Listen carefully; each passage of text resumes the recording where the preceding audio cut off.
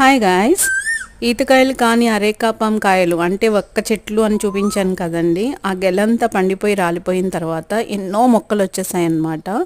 ఆ మొక్కలన్నిటిని మీకు చూపిద్దామని చెప్పేసి నేను ఈ షార్ట్ తీశాను.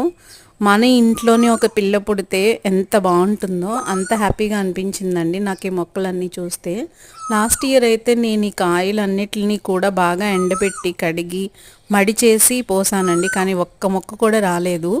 బట్ నేను ఈ సంవత్సరం ఏం చేశానంటే మొక్క మొదట్లోనే అన్ని కాయలు ఉంచేసానమాట.